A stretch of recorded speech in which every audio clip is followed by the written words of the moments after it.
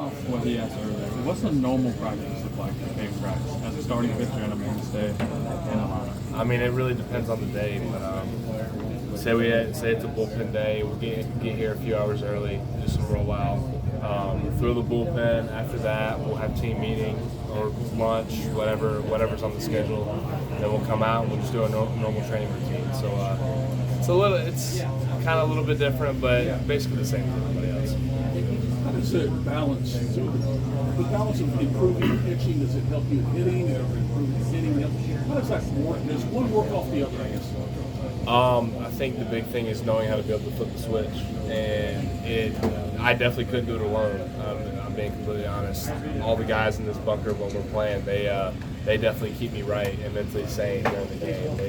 If I get out or something doesn't go my way, they're right there to pick me up right away. So they definitely make things a lot easier for me. But I mean, pitching kind of takes some of the light off hitting and vice versa. So it's mentally freeing, I guess you could say. Is it just you don't think about the hitting as much because you're thinking about pitching? Is that what you're? Yeah, I guess you could say that. In a way. How has Eric's package changed you, affected you? When you look at it, how are you a better baseball player today because of your time with him? Yeah, I mean, I'm not only am I a better baseball player, but I feel like he's made me a better man. He's really just shown me the importance of, like, there really is no little things in life. You attack everything how it's just his message and what he has to say is so great. You just attack everything with the same intensity every day, whether it's baseball, whether it's school, whether it's a relationship with family, friends, anything like that. So he's definitely allowed me to see everything from a bigger perspective and like a different lens. I asked him after the game on Sunday night about the transition and that these can go either way. A lot of teams don't win the first year. They do here at Clemson apparently, but not everywhere. Do you remember your first time meeting him? What those early days were like, and when you knew it's all going to be okay? Yeah, I mean, I think the first time I met him, me and Cooper Ingle were up in Chatham, up in the Cape League, and he came and watched us play.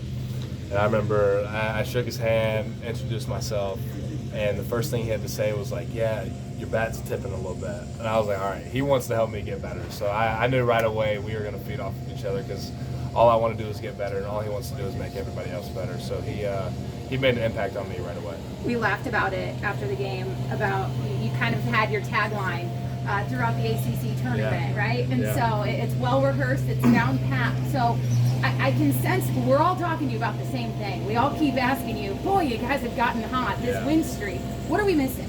What's the story we're not realizing, we're not recognizing that's happening here in this bunker? It's all about us. It's all about the people around us. We really consider ourselves like family, and the story between all of us is really special, and it's just growing every single day. And it's honestly not anything that anybody else would understand because it's between us, but that's probably what you're missing, the inside scoop. But that's just something that we keep between ourselves, and we just keep our head down and just keep working. Last month and a half, guys start to be the topic of conversation. How do you filter out all the noise now that you're getting that you weren't getting at the beginning of the season? Kind of like I just said, it's we keep it about us. We don't really focus. We call them snipers. We don't really focus on the snipers. We just keep our head down and kind of stick to our standards and what got us here, which is hard work and being tough. So blocking out that outside noise really isn't that hard when you follow stuff like that on a strict day-to-day basis. How good is it that your first regional games are going to be here and you don't have to get on the road and travel outside? I mean, it's awesome. I love DKS. The fans are great. The atmosphere is awesome with those little balloons and the music. It's fun. But, honestly, it really wouldn't matter. We love taking our show on the road, and we love playing here, so it doesn't really matter to us. That big A-run inning y'all had on Sunday, you came up there. I think Will had just gotten a walk, and you came up. You didn't try to hit a two-run homer to get your team back in the game. You just took what they gave you and hit a single. Did you just trust the guys behind you that much? That kind of how the mentality's been? Absolutely. I mean, we trust one another, and I think that's what's made us such a dangerous offense. We all trust each other, and we all know if one person gets out, the other person's going to get the job done. I mean, y'all say Billy Amick's hot. Billy Amick's not hot. Billy Amick's just a really good ball player. He's really good. So it's very freeing hitting in front of him. So I know if I can't get it done, someone's got to throw to him, and then he's going to get the job done. And then if he doesn't get it done, the first one's going to get it done, and so forth. So I feel like we have a really put together lineup, and I mean, we've just continued to grow. We really haven't stopped. I think we've seen progression throughout the whole season, and we don't look forward to stopping at all.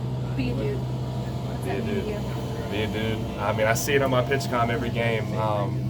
You know, I feel like when I see be a dude, I feel like EB's in my face giving me like a pep talk, you know, like kind of hyping me up. So it definitely puts you in a good mindset, and it makes you feel like you read that, you're like, I'm a really good ball player. I'm ready to go. And there's no sign of nervousness or, you know, playing scared. When you see that, it's like, all right, I'm ready to attack. Sorry, go ahead. When he tells you guys halfway through the season you're playing with house money, why do you think that message has resonated so deeply with this club? Because, I mean, we've done everything right, and we've put ourselves in the position to be able to play like that, to play free and to play loose. You know, it pays to win, and we knew that. And we just coming out here playing with house money, playing free, and it just makes playing ball a lot more fun. What's it like having Leggett in the dugout, and what was it like having him up in Durham? Seb's funny. He's honestly, he's a character, and he's a legend. I mean, I didn't know him before he came here, but I always wanted to know him growing up a Clemson baseball fan. So, I mean, meeting him for the first time was awesome. Having him in the dugout, he's probably forgotten more about baseball than I've ever learned. And he's just a pleasure. He's always got a smile on his face. He's always got, you know, some little bit like tidbit to tell you about, always some knowledge to spread. So he's awesome. And having him up in Durham, you know, he knows what it's like to take the show on the road, and he was on us every single second, you know, just encouraging us to keep playing good ball. How do you take this personal success and manage it and feed it into the team and what they're trying to do? I mean, there's no, I don't need to feed my own success. We've all had success as a team, and I mean, we feed off that. We feed off each other. So that's all we need. Caden, growing up an upstate native, growing up a Clemson baseball fan, how rewarding is it for you to be living the kind of kids you grew up idolizing all those years ago? Yeah, I mean, it's a dream come true.